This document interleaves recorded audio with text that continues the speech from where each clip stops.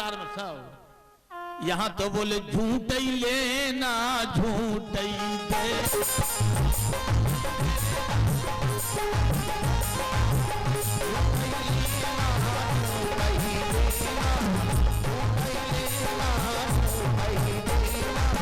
बताओ अगर कछु सत्य हो।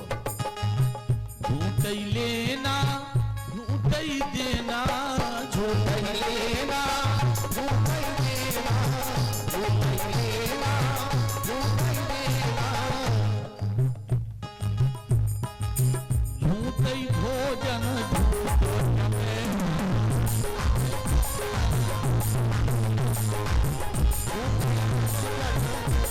जबेना झूठ ही भोजन झूठ जबेना। बाबा नारद जी ने कहा संसार झूठा है। 8 साल के प्रिव्रत ने कहा सत्य क्या है, तो नारद जी ने फिर पढ़ाया। बोले ब्रह्म सत्यम जगन मिथ्या। एक गोस्वामी तुलसीदास जी कह रहे थे, वो ये हमारा वेद कह रहा है, ब्रह्म सत्य है और जगन मिथ्या, जगत झूठा है। सत्य क्या है? सत्य संसार में देखो हमने कल बताई थी केवल 2 चीजें हैं। एक तो भगवान का नाम सत्य है, या भगवान की कथा सत्य है, या भगवान सत्य है एक, और दूसरी मृत्यु सत्य है। बस इन 2 के अलावा तीसरा संसार में कुछ भी सत्य नहीं है, सब झूठा ही झूठा है। बाबा नारद जी ने प्रिव्रत को ऐसा रंग जमाया, ऐसा रंग जमाया, ऐसा रंग जमाया कि 8 साल के प्रिव्रत ने पहले दिन की शिक्षा जब ग्रहण की, तो महाराज पहले ही दिन की शिक्षा में 8 वर्ष की उम्र में महाराज मनु जी के छोटे बेटे प्रियव्रत को वैराग हो गया। उनका नाम ही ऐसा था, प्रियव्रत। प्रियव्रत, प्रिय माने अच्छे, व्रत माने, व्रत माने, व्रत माने क्या है नहीं जान रहे? व्रत माने उपास।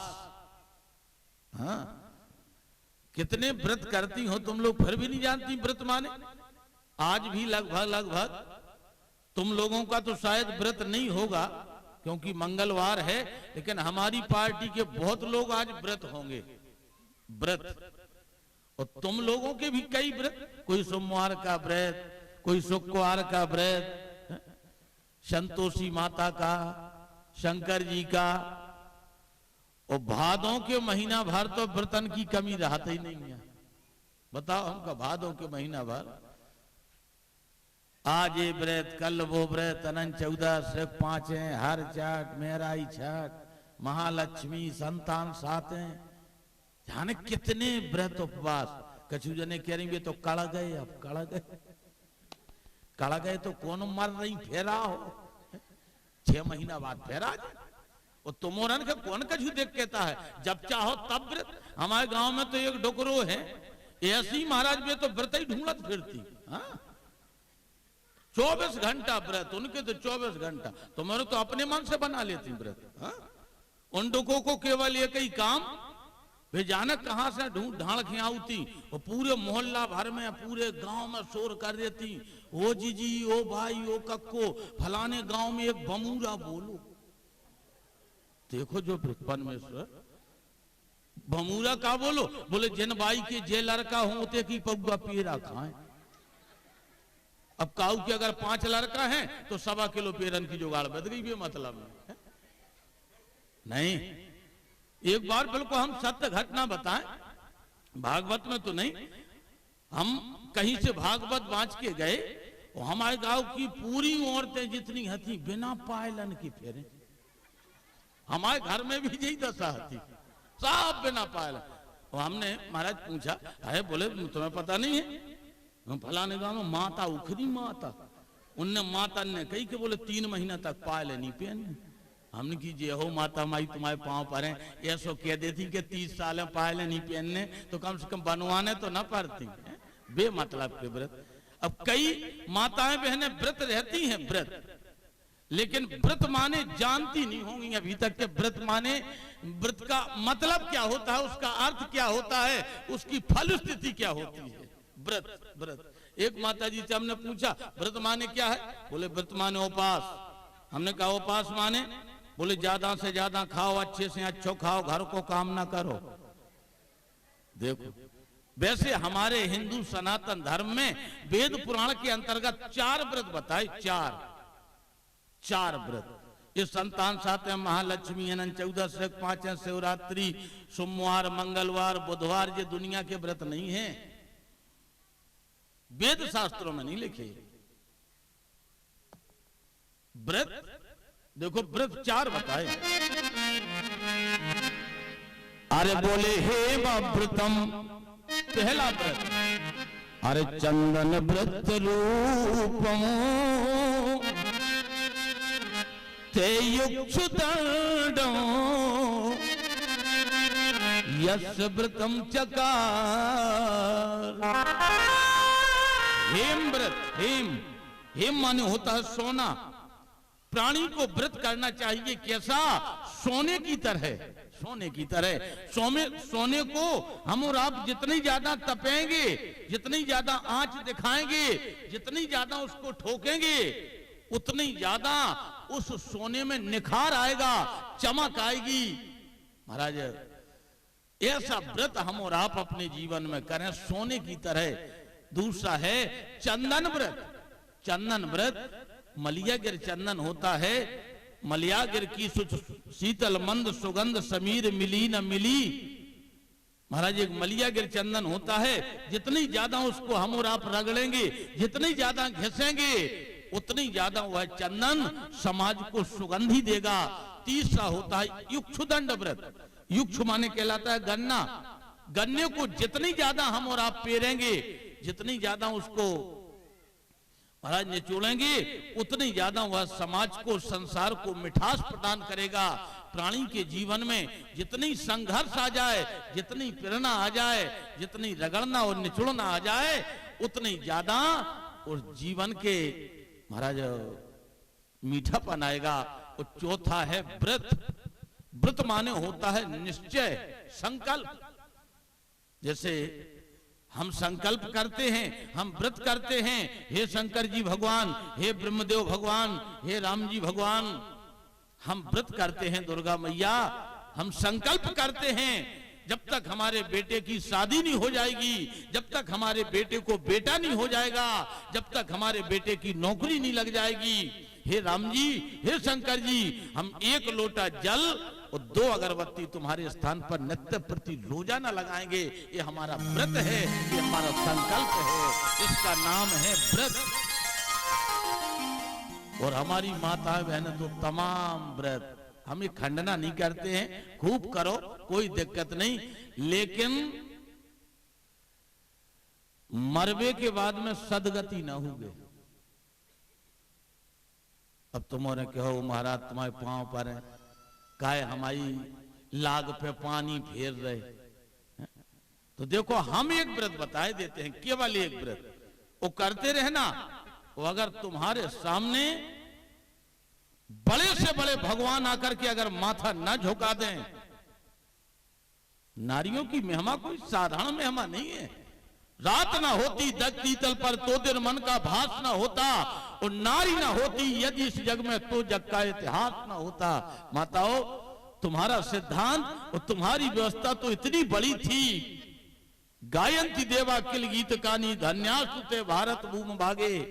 स्वर्ग में बैठे हुए देवता तुम लोगों का गुणानुवाद महाराज गाया करते थे। कब? जब तुम्हारे अंदर ये आडंबर नहीं था, आडंबर नहीं था। अच्छा, हमें बताना, वेद शास्त्र पुराणों के अंतर्गत मौखिक बात नहीं करना। अनसुईया माता ने ये संतान 7 हैं, महालक्ष्मी, अनंत चतुर्दशी, 5 हैं, ये दुनिया के उपास रहे कि नहीं रहे?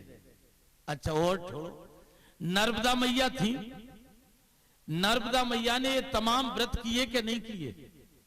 1 महीने के लिए सूर्य भगवान को रोक दिया देवी नर्मदा ने। माता अनसुईया ने कोई व्रत नहीं किया, लेकिन स्वयं जगत की माता अनसुईया के पद गह सीता, अनसुईया माता के चरणों में अपना माथा रख दिया। जगत की माता ने जनक सुता जग जनन जानकी, कोई व्रत तो नहीं किया था।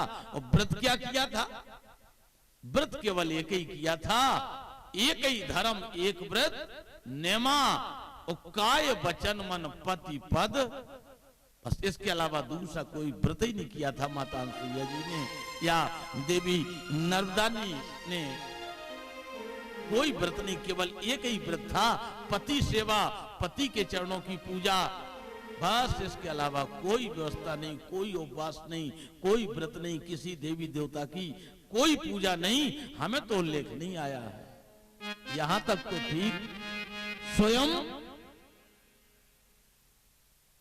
भगवान श्री राम, लक्ष्मण, जानकी मैया जब चित्रकूट की धरती पे पहुंचे, अत्रि महामुनि ने उठकर के भगवान श्री राम जी के चरणों में माथा रखा, राम जी के चरणों को प्रणाम किया, जानकी मैया के चरणों को प्रणाम किया। वो जब पीछे मुड़कर के देखा तो अनसुईया माता अपने आसन से हिली भी ना। अत्रि महामुनि ने कहा भी, ए अनसुईया, ये संसार के भगवान हैं, ये जगत के मालिक हैं, ये परमात्मा हैं, इन्हें उठ करके प्रणाम करो, इनको उठ करके प्रणाम करो। अनसुईया माता ने वो उत्तर दिया, स्वामी आपके लिए भगवान हो सकते हैं, संसार के लिए परमात्मा हो सकते हैं, जगत के लिए जगत पिता हो सकते हैं, लेकिन हमारे लिए कोई भगवान नहीं है, कोई परमात्मा नहीं है, कोई मालिक नहीं है, कोई जगत पिता नहीं है। अरे फिर हमारे भगवान, हमारे मालिक, हमारे स्वामी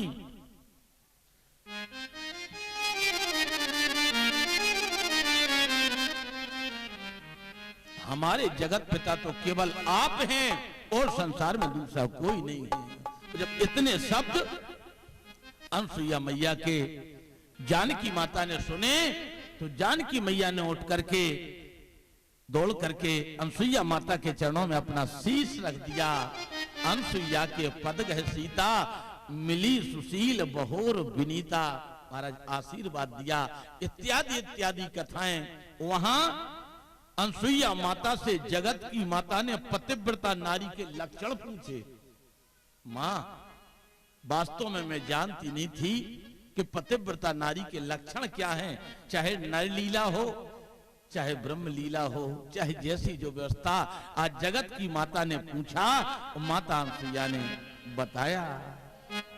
अनसुईया माता शिक्षा दे रही, अरे शिक्षा दे रही, सीता को शिक्षा दे रही, अरे अनसुईया महारानी दे रही, सीता को शिक्षा दे रही, अनसुईया महारानी वो शिक्षा दे रही, सीता को शिक्षा दे रही, अनसुईया महारानी वो शिक्षा दे रही, सीता को शिक्षा दे रही, अनसुईया महारानी।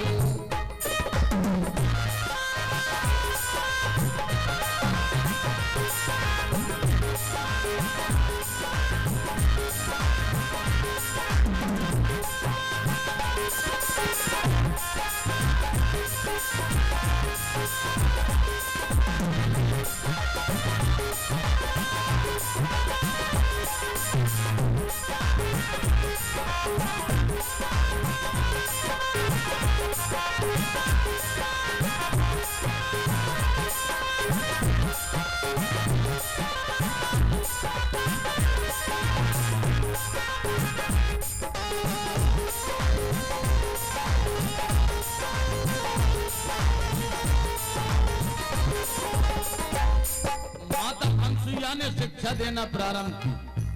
देखो नारियों की क्वालिटी, ये बेटी नंबर 1 की नारी, नंबर 1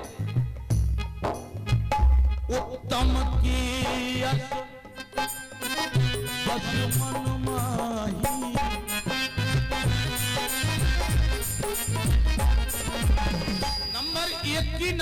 को कहा जाता है उत्तम की यशोबत मन माई, सपने हो आना पुरुष जग नाही, सपने हो आना पुरुष जग।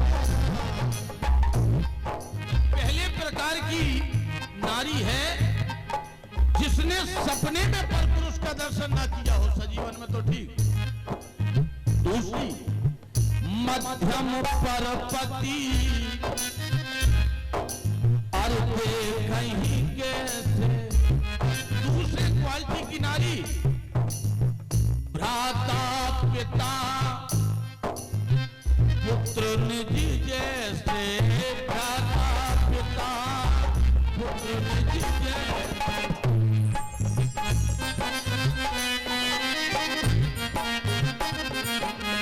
एक दूसरे प्रकार की नारी है जो अन्यत्र पुरुषों को भाई समझे, पिता समझे, अपना बेटा समझे, ये दूसरे क्वालिटी की नारी। नंबर 3 धर्म विचारो समझ कुल रही,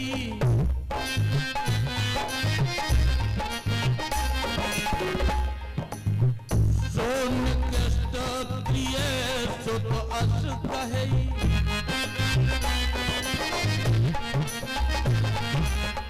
जो अपने धर्म से विलग होकर के नारी चलती है वह नंबर 3 क्वालिटी की नारी मानी जाती है। जो बिल्कुल 3rd क्वालिटी है, लास्ट, जिसको नरक के अन्यत्र और कोई जगह नहीं है। पति वंचक पर पतिरत करई, जाएगी कहां? रो नरक कल्प सत परई। अरे शिक्षा दे रही सीता को, शिक्षा दे रही अनुप्रिया महादारी हो, शिक्षा दे रही सीता को, शिक्षा दे रही अनुप्रिया महारानी हो, शिक्षा दे रही सीता को, शिक्षा दे रही अनुप्रिया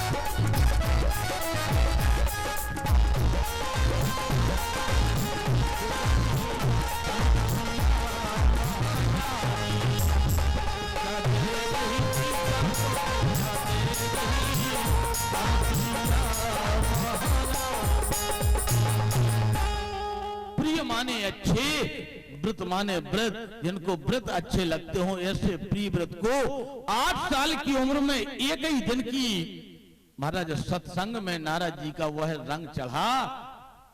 नारद जी ने कहा बेटा उठो। प्रियव्रत ने कहा क्यों? बोले आगे चलना है। प्रियव्रत ने कहा गुरुजी अब आप ही चले जाओ आगे, हम नहीं जाएंगे आगे, हम नहीं जाएंगे। क्यों क्यों नहीं जाओगे आगे? बस अब हमने समझ लिया ब्रह्म सत्यम जगन मिथ्या, ब्रह्म सत्य है, इसलिए हम इसी जंगल में रह करके बस केवल भगवान का भजन करेंगे, भगवान की कथाएं सुनेंगे साधु संत महात्माओं के द्वारा। प्रियव्रत तो रहने लगे। बाबा नारद जी बस वहां से लौटे और लौट करके घर आए। महाराज मनु जी को देखा। मनु जी ने नारद जी के चरणों में प्रणाम किया। गुरुवर बेटा प्रियव्रत कहाँ है? नारद जी बोले कहाँ भेजा था? बोले पढ़ाने के लिए। अगर पढ़ाने के लिए भेजा था तो तुम्हारा बालक पढ़ गया है। पढ़ गया है तो है कहां? नारद जी ने कहा सुनो जी, तुम्हारा बालक पढ़ गया है और तुम्हारे घर से कड़ गया है, अब नहीं आएगा। क्यों? बोले वो तो महात्मा हो गया है, संत हो गया है। वो वास्तव में जिस परिवार में, जिस खानदान में अगर ओरिजिनल महात्मा एक बन जाए, गर्ग संहिता में लिखा 14 पीढ़ी और कई जगह पद्म पुराण में, देवी भागवत में तो खैर हमने नहीं पढ़ा, 7 पीढ़ियों का उद्धार हो जाता है। लेकिन गर्ग संहिता में लिखा 7 पीढ़ी पहले की और 7 पीढ़ी बाद की, जिस खानदान में एक संत बन जाए, केवल एक संत। महाराज इस स्थिति में नारद जी को तो प्रणाम किया, शत नमन किया। गुरुजी आपने तो हमारे परिवार को, हमारे खानदान को धन्य कर दिया। बस महाराज नारद जी को दक्षिणा देकर के विदा किया।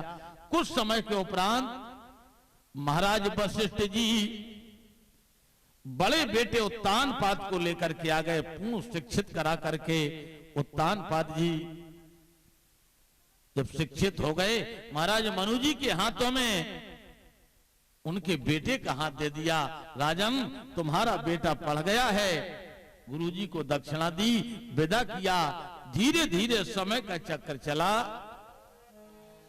महाराज मनु का बड़ा बेटा जब विवाह के लायक हुआ, ए मंत्री, ए सैनिक सिपाही, ढिढोरा पिटवा दो, हम अपने बेटे का विवाह करना चाहते हैं। ढिढोरा पिटा। महाराज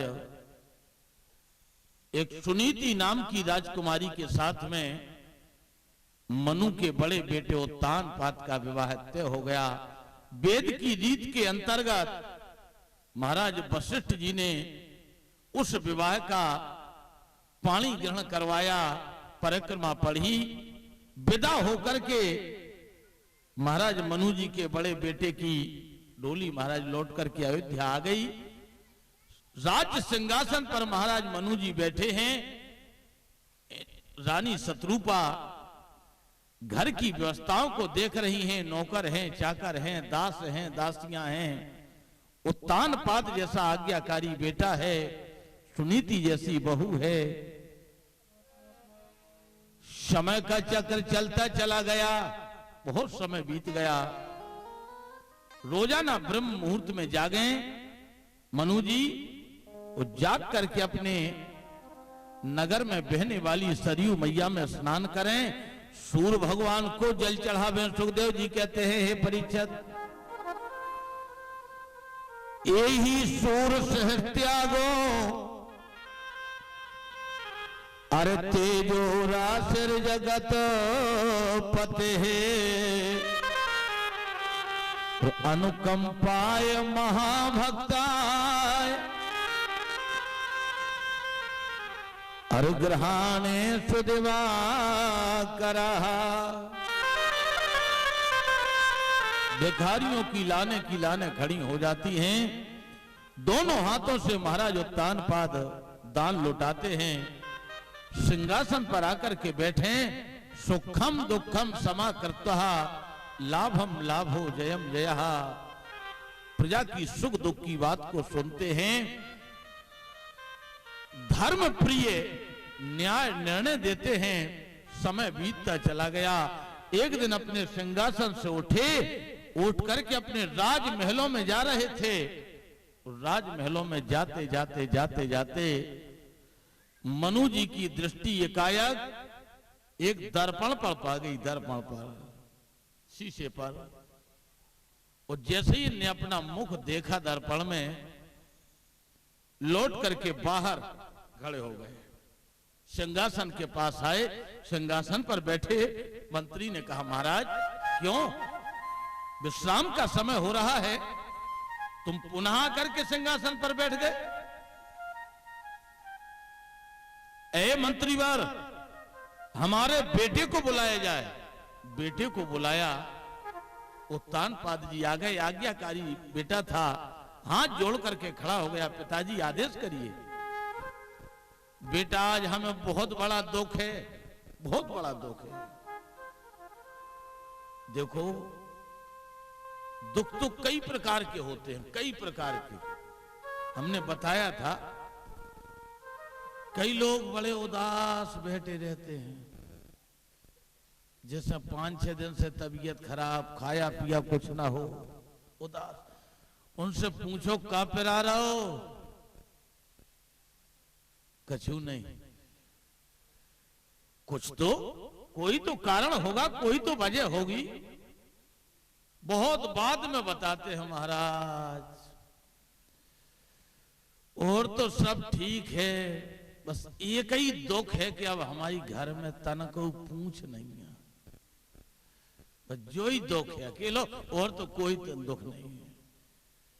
खूब पैसा है, रुपया है, जमीन जायदाद, ट्रैक्टर, लड़कों की विवाह हो गए, बहुएं अच्छी, नाती पोता सब कुछ, बस एक ही दुख है कि अब कोई पूछ नहीं है, पूछ बस, जो सबसे बड़ा दुख। और दुख एक ना एक बीमारी से व्यक्ति ग्रसित रहता है। दमना से लेकर के आप चाहे देश में चले जाए, चाहे विदेश में चले जाएं, मनुस्मृति में 5 सुख बताए हैं, 5 सुख। और 5 सुख किसी व्यक्ति को इकट्ठे नहीं मिलेंगे, और वो 5 सुख महाराज मनु जी के पास में थे। 5 सुख थे। सुख देखो कौन कौन, वो अंदाज करना। प्रथमम सुख निरोगी काया, शरीर में कोई बीमारी ना हो, ये पहला सुख है। और अगर बीमारी यही है तुम्हारे तो फिर पूरे सुख बने रहा, अच्छी लड़का, 6 रुपया अच्छे, सब कुछ अच्छा, तो बीमारी में ग्रसित हो, टीबी के मरीज हो, श्वास के मरीज हो, कैंसर के मरीज हो, ब्लड प्रेशर के मरीज हो, शुगर के पेशेंट हो, क्या कर रहे तुम्हारे रुपया, क्या कर रही बिल्डिंग बंगला, पहला सुख है। अरे बोले प्रथम सुख, अरे निरोगी काया,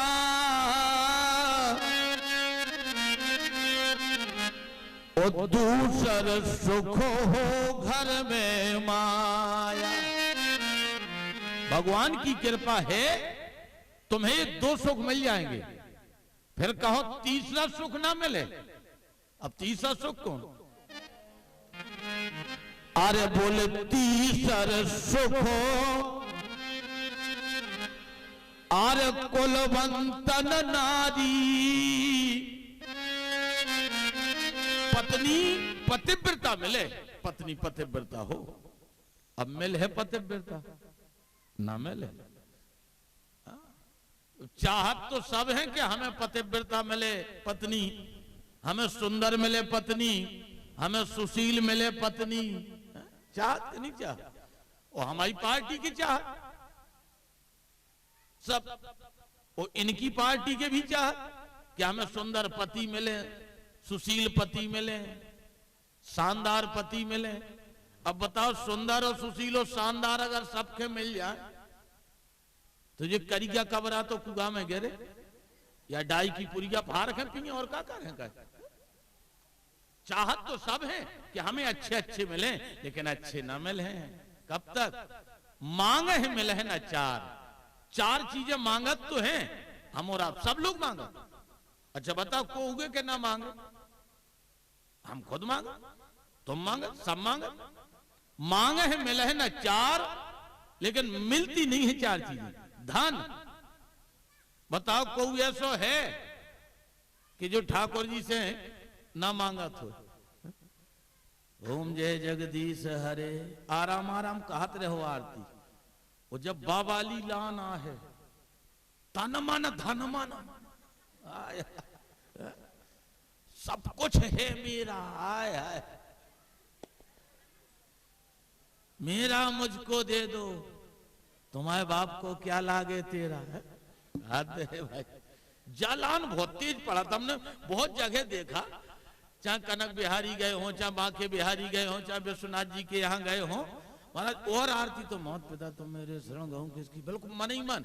और जहां से जा आरती आई, तन मन धन मन, आया हमने की सब ले लो तुम्हें, संसार के होरी में पटको। तो हर व्यक्ति चाहता है, मांगे है मिले न 4, धन विद्या सुत, बताओ कोनी चाहत कि हमारा लड़का हमारी बात मानवे वारो मिले, लेकिन मिले नहीं मिले, बहुत कम मिले हैं, बहुत कम। देश परेशान नेतों से, हर बाप परेशान बेटों से। हर बाप की एक ही कथा है, वो महाराज तुम्हारे पांव पर है, लड़का बात नहीं माना, तब क्या करे। अब उन्हीं लड़कन के लाने तो तुमने बैंड बजवाए, नगाड़े बजवाए, तोपें दगवाई, सिसियन की ढाट है फेंकी, अब लड़का बात कहां से मान जा। और जिन बिटिया के लाने हम और आप रोए हैं, वाह बिटिया धन है, मांग है मिले न चार, धन विद्या सुत नार। मिलेंगे कब? तुलसी पूरा पुण्य बिन। अगर ये जमाने में कछु अच्छो कर हो तो अगले जमाने में जी महाराज चार चीजें तुम्हें बिना मांगे मिल जाए। महाराज मनु के पास में 5 सुख थे। प्रथमम सुख निरोगी काया, दूसर सुख हो घर में माया, तीसर सुख सुत आज्ञा, तीसर सुख कुलवंतन नारी, चौथा सुख सुत आज्ञाकारी, और पंचम सुख बहु मित्र घने रे। अच्छे क्वालिटी के मित्र हो। और महाराज मनु जी के पास में ये 5 सुख थे। और महाराज मनु जी एक बात कह रहे हो उस समय अपने बेटे से, ए बेटा, बोले हृदय अधिक दुख लाग। अब बताओ 5 सुख हैं, और 5 सुखों में 5 सुख महाराज मनु जी के पास हैं, और फिर भी मनु जी कह रहे हैं, बोले हृदय अधिक दुख लाग। अब दुख किस बात का है? 5 सुख, छठवां सुख बने ही नहीं, और जब 5 सुख हैं फिर दुख किस बात का है? दुख इस बात का है, अगर आज के व्यक्ति को ऐसा दुख हो जाए तो फिर उसको दुखी होना ही नहीं पड़ेगा। दुख किस बात का? बताओ, धमना के किसी व्यक्ति को ऐसा दुख आज तक हुआ? हम बता रहे, मनु जी क्या कह रहे, बोले हो है न विषय विराग, ओ भवन बसत भा चौथ पर, एसी कूलर पंखा टीवी डिल्लू पिल्लू के गद्दा, परे परे महाराज पूरा दिन और पूरी रात हो गई। आज हमें बहुत दुख है कि हमने भगवान को भजन नहीं कर पाओ।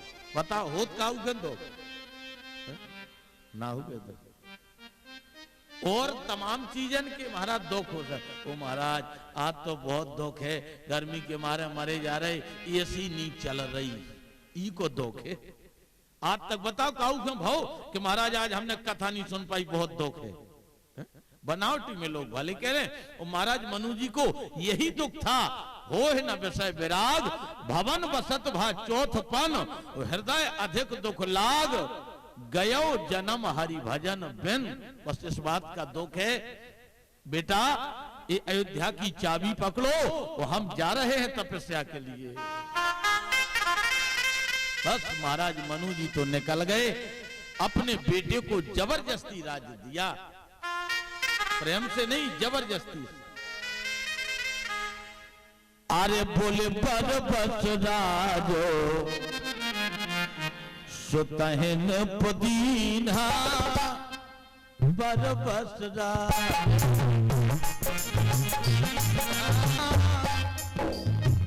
नारी तमेरा गवन बन कीन्हा, बर बस राजो सुतहन पुदीना, नारी समेत गवन बन कीन्हा, नारी समेत गवन बन कीन्हा, नारी समेत गवन बन कीन्हा। आज मनु जी वो देवी शत्रुपा के साथ में तपस्या करने लगे।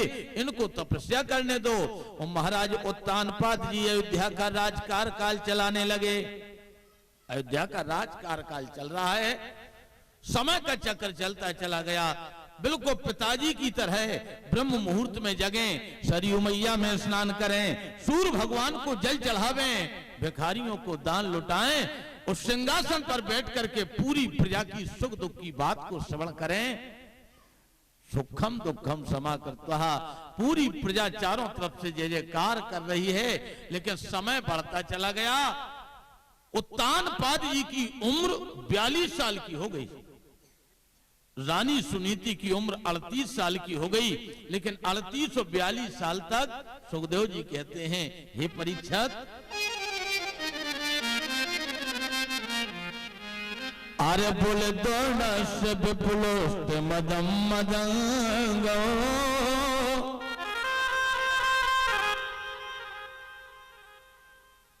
इन्हें संतान बीजम कुरु पांडवा,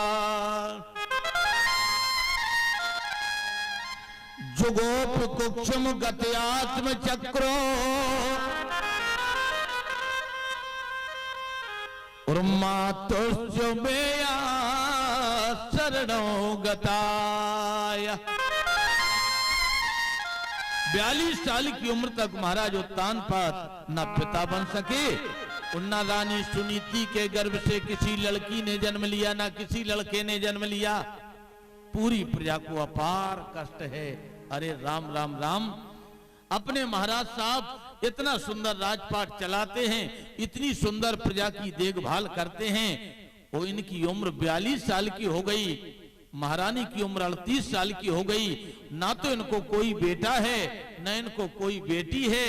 वो अब ना जाने इनको कोई संतान होगी कि नहीं होगी, किसको राज्य देंगे, वह व्यक्ति ऐसा राजपाट चला पाएगा या नहीं। बस प्रजा को अपार कष्ट है, अपार दुख है।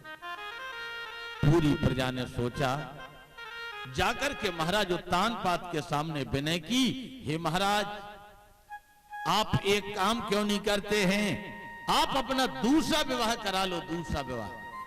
महाराज उत्तानपाद ने मंत्री की कालर पकड़ ली। अरे मूर्ख, तू हमारे दूसरे विवाह की चर्चा कर रहा? आज तो ठीक, तू हमारी सलाह सम्मति देने वाला है, हमारे पास बगल में बैठने वाला है, इसलिए आज तो तेरा पहला अपराध है, तुझे छोड़ा जाता है। लेकिन अगर आज के बाद तूने दोबारा कभी फिर दूसरे विवाह के लिए कहा तो तेरा सर धड़ से अलग कर दिया जाएगा। महाराज आखिर क्यों नहीं करेंगे आप दूसरा विवाह? इसलिए नहीं करेंगे कि एक बयान दो ढाल कब होंगे पार न पावे, और एक घर में दो नारी उठत बे कला है मचावा। जाओ, हम दूसरा विवाह करेंगे नहीं। मंत्री तो चला गया, लेकिन जब मंत्री अपने घर आया तो घर आकर के इसने किसी से कुछ नहीं कहा, ना भोजन किया, ना पानी पिया, ना जलपान किया। अपने शयन कक्ष में गया, जाकर के पलंग पर लेट गया, चादर खींच लिया इसने, बेचारा उदास हो गया, रोने लगा। जब मंत्री की पत्नी ने भोजन इत्यादि बनाकर के तैयार किया, आवाज लगाई अपने पति के लिए, भो भो कंत रूपम निविलोकनंच हो, शरणार बिंदो तब भोजनम। महाराज भोजन कर लो। मंत्री का कोई उत्तर नहीं मिला। मंत्री की पत्नी आई, चादर खींच करके अलग किया। जैसे चादर हटाया तो महाराज देखा घंटों से रो रहा था मंत्री। मंत्री की पत्नी ने कहा, अरे किमर्थ कारणम जाता, क्या कारण है तुम्हारे रोने का, क्यों रो रहे हो? कोई विशेष? नहीं नहीं, कोई बात नहीं, हमसे कोई अपराध हो गया? नहीं नहीं देवी, तुमसे भी कोई अपराध नहीं। फिर रो क्यों रहे हो? महाराज साहब ने कुछ कहा? नहीं नहीं, वो काहे को कहेंगे। फिर रो क्यों रहे हो? किसी प्रजा के व्यक्ति ने कोई बात कही? नहीं नहीं, मैंने कह दिया, किसी ने कुछ नहीं कहा। स्वामी, क्या मुझे इतना भी अधिकार नहीं है कि मैं तुम्हारे सुख दुख में हाथ बटा सकूं? आखिर कारण क्या है? मंत्री ने बताया, आज मैंने पूरी प्रजा की तरफ से महाराज साहब से हाथ जोड़ करके विनय की कि महाराज आप अपना दूसरा विवाह करा लें। महाराज ने तलवार निकाल ली हमारे मारने के लिए।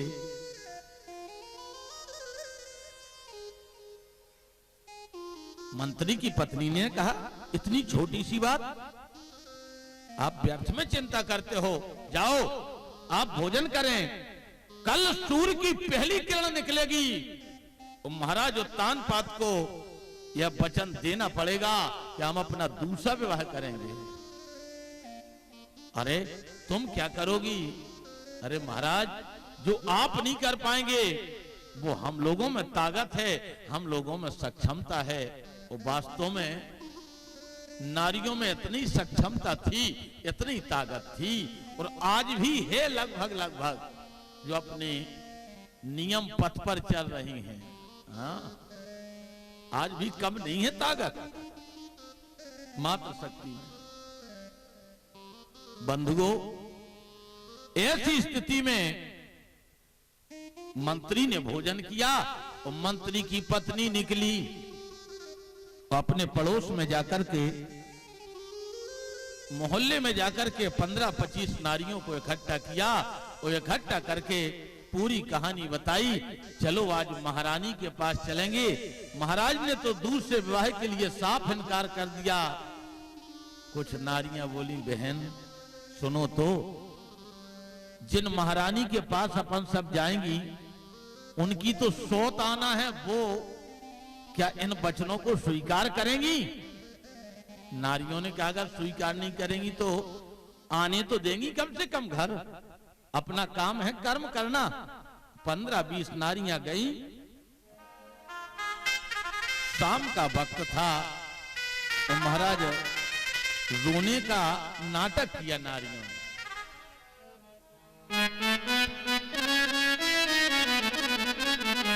अरे बोले नारी चरित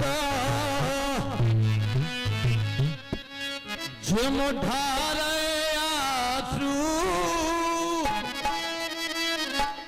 उतर दे नहीं ली उठा तू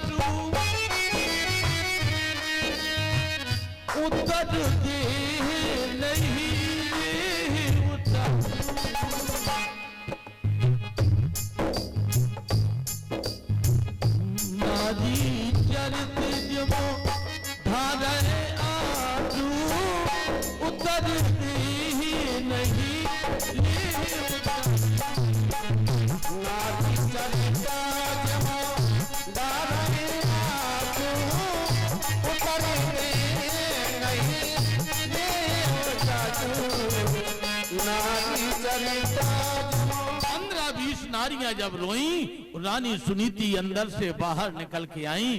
15-20 नारियों के आंसुओं को अपने आंचल के छोर से पूछा, बहन क्या बात है, तुम्हारे रोने का कारण क्या है? उन नारियों ने कहा क्या करोगी जान करके तमाम बातों के जाल में जब उनने फंसाया तो महाराज नारी के दोनों में माया है। अगर नारी रो करके कोई जाल बना रही है तो उसमें भी माया है, और नारी अगर हंस करके कोई जाल बुना रही है तो उसमें भी माया है। दोनों कथाएं रामचरितमानस में, दोनों कथाएं। हम ज्यादा उस तरफ नहीं चलेंगे। एक कथा में महाराज आप हैं, भगवान श्री राम हैं, वो एक कथा में आपके बाप हैं दशरथ हैं। दोनों कथाएं हैं। एक तरफ माता केकई हैं और एक तरफ माता जानकी जी हैं। दोनों कथाएं हैं, दोनों एक हंसने की है और एक रोने की है। माता केकई की कथा रोने की है और जानकी मैया की कथा हंसने की है। और दोनों जालों में बाप बेटा फंसे हैं, रोने में और हंसने में। महाराज दोनों की व्यवस्था गड़बड़ा गई। जब उन नारियों ने रो कर के बात कही, देवी सुनीति निकल करके बाहर आई। बहन क्यों रो रही हो, कारण क्या है? क्या करोगी कारण जान करके? क्या हम लोगों के आंसुओं को पोंछना चाहोगी? रानी सुनीति ने कहा, अगर हमारे प्राणों से तुम लोगों के आंसू पूछ जाएंगे तो रानी सुनीति अपने प्राणों की परवाह नहीं करेगी। बताओ किमर्थ कारणम जाता है, क्या कारण है तुम्हारे आंसुओं का? उन्हीं में से एक नारी उठी, उठ करके बोल पड़ी, बहन हम पूरी प्रजा की तरफ से एक बात चाहती हैं कि द्वितीयम विवाह कृत्वा, महाराज अपना दूसरा विवाह करें। रानी सुनीति ने कहा, इतनी जरा सी बात, वो इतना बड़ा भारी बवंडर? अरे जाओ, कल सूर्य की पहली किरण निकलेगी। महाराज तानपाद अपने दूसरे विवाह के लिए हाँ कहेंगे। ये तुम्हारी रानी सुनीति तुम्हें वचन देती है, छत्राणी तुम्हें वचन देती है। रानी सुनीति ने वचन दिया। शाम हुई, यह कथा किसी को नहीं बताई। जैसी जैसी रात्रि हुई, एक पहर बीता, दो पहर बीते, तीन पहर बीते, जैसी चौथा पहर आया, महाराज उत्तानपाद तो ब्रह्म मुहूर्त में चौथे पहर में जगते थे।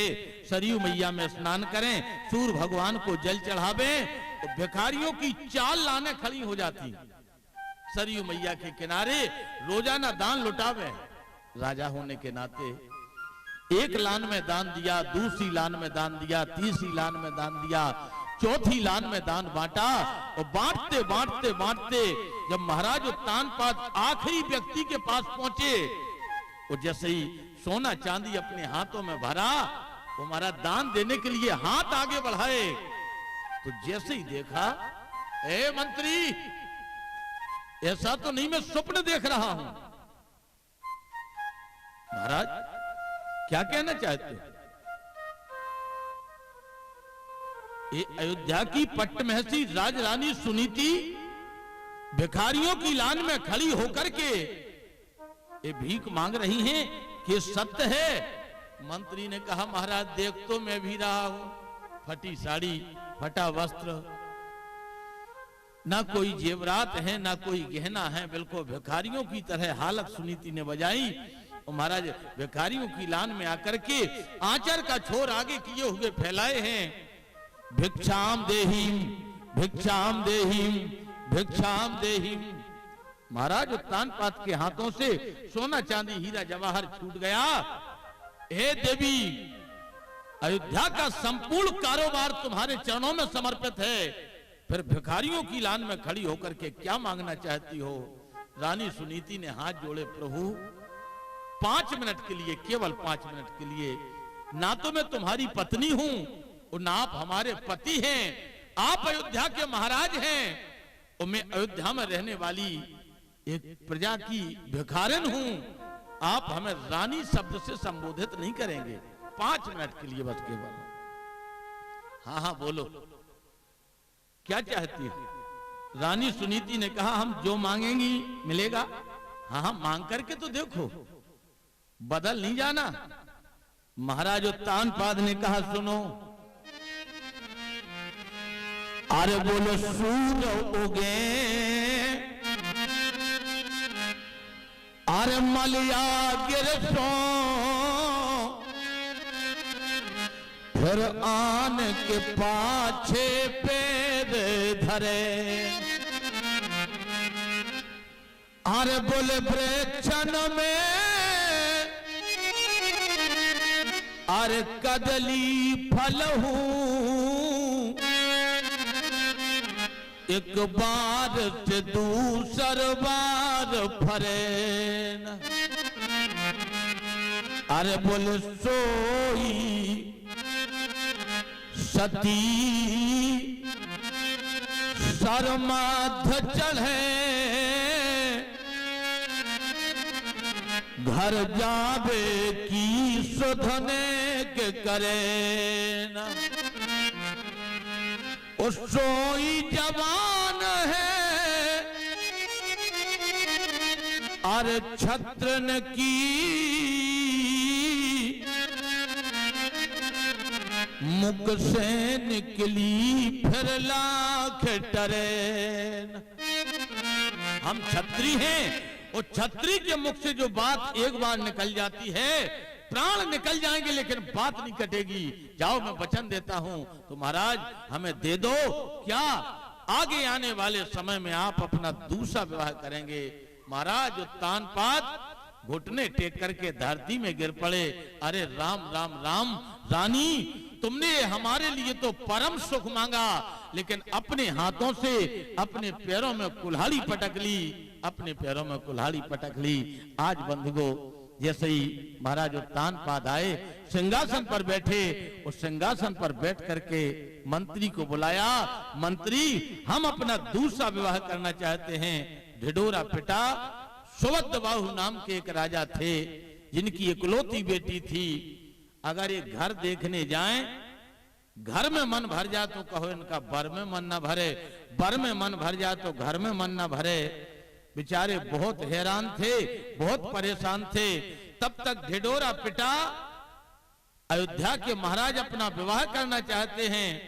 सुभद्रबाहु नाम के राजा ने अपने नाई पंडित के द्वारा तिलक भेज दिया, विवाह तय हो गया। विवाह का शोधन करवाया गया वशिष्ठ जी के द्वारा।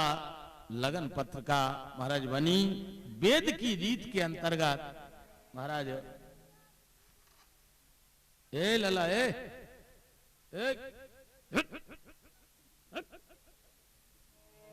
बोले श्री वृंदावन बिहारी लाल की, राम कृष्ण भगवान की।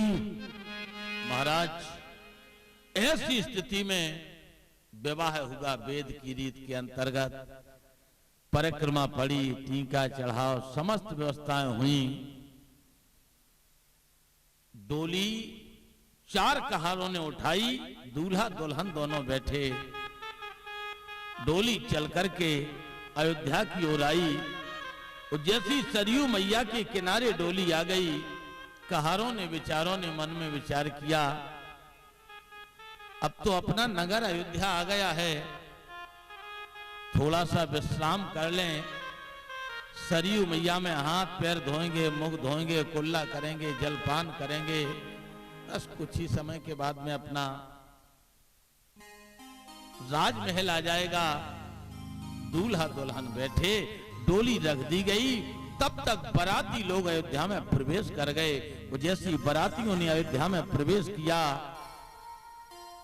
बंधुओं अपने अपने थैला बैग रखे, झोला रखे। उनकी माताओं ने, उनकी बहनों ने, उनकी बेटियों ने पूछ दिया। महाराज बारात गए थे? हाँ हाँ गए थे। ये नहीं पूछा कि भोजन में कितने प्रकार की सब्जियां थी, भोजन में कितने प्रकार की मिठाइयां थी, दूल्हा के पिता ने कितने आभूषण चढ़ाए में चढ़ाए, कितने बैंड बारूद थे ना। उन माँ बहन बेटियों से उन बरातियों ने थैला झोला रख करके जैसे पानी मांगा, पानी तो मिला, लेकिन पहला प्रश्न हुआ, महाराज आप बारात गए थे? हाँ। एक बात बताओ, अपनी छोटी रानी कैसी है? छोटी रानी कैसी है? लोगों ने बताना प्रारंभ कर दिया। भाई रे भाई, सुखदेव जी कहते हैं, हे परीक्षित, अरे बोले पूर्वातयाभिमभतम गतमेव मासी, जैसी पहले की रानी है, हाँ हाँ उनका मुख है ना, वैसी तो छोटी रानी के पैरों के पंजा हैं। वहां की बहनों ने विचार किया, इतनी सुंदर तो हर नगर में 2 प्रकार की माताएं होती हैं, हर नगर में। तुम्हारे धमना में भी होंगे, जो वेद पुराण लिख गए झूठ नहीं हो सकती। कौन कौन? बोले विद्या आभर, अरे अविद्या दो, एक विद्या रूपी और एक अविद्या रूपी। अविद्या रूपी, विद्या रूपी, अविद्या रूपी। विद्या रूपी वो हैं जो मर्यादा में रहती हैं, मर्यादा में। तो अविद्या रूपी इन्हें मर्यादा नहीं रहती है ना। तुम्हारे घर में कलई को पहलो पोता घलो, ओने देहरी की धूरा नापी, दिन में कम से कम 20-20 बार। हाँ, 20-20। हो जी काय पुतरई कलई, तो तुम कह दो तनक कि चैत की 9 दुर्गन में लड़का की पक्कियात आना तुम्हें पता नहीं है। अरे राम, फिर तो दिन में 5-5 बार आओ ने 5। ओ जी तो शक्कर के क्या बोरा आओ ने, बतासा क्या पेटी आ गए हैं। अब रिश्तेदार तो सब ही बोला हो है? अब तुम्हारी शकल भर जा, तुम्हें का मतलब जब होने लगे तब देखने लगी है। क्या बोरा आ गए, कितने पेटी बतासा आ गए, बैठो घर। अगर बोलोगे जान लगे तो आइयो, और ना जाए तो अपने घरे रहो। ये है अविद्या रूपी, इन्हें बोलंगन से मतलब नहीं है। और विद्या रूपी वो मर्यादित होती है। जब निमंत्रण जाएगा, बुलगुआ जाएगा, आप स्वयं जाएंगे, तब वो मर्यादा में आएंगी, तुम्हारे बुलगुआ का सामान लेकर के आएंगी, 2-4 तुम्हारे यहाँ करके मांगले गीत गाएंगी, बस अपने बुलगुआ का सामान लेकर के वापस चली जाएंगी। अयोध्या में थी ऐसी, और धामना में हुए ऐसी। हाँ महाराज, विद्या रूपी बहनों ने विचार किया कि अगर रानी इतनी सुंदर है तो मोचाने का बुलगुआ लगेगा, चलेंगी देखने के लिए। वो अविद्या रूपियन ने सोची मोचाने को जब लगे तब लगे, चलो सरयू मैया के किनारे डोली रखी, उतई देखें। और जब महाराज देखने आई तो राजा रानी डोली के अंदर थे। महाराज तानपाद ने देखा कि हमारे गांव की बहनें आ रही हैं, हमारे नगर की बेटियां आ रही हैं। डोली से उतरे और दूर हट करके मर्यादा को देखते हुए पहुंच गए। नारियों ने डोली का पट ऊपर किया और देखा जिस समय, ओ देखो तो भाई सुंदरता, इसी का नाम सुंदरता। वह नारियां तो बहुत सराहना करने लगी, सुंदरता है तो बहुत देखी, लेकिन ऐसी सुंदरता तो अभी तक देखी नहीं। अरे हम बहु जनमो, अरे सुनो सब भाई,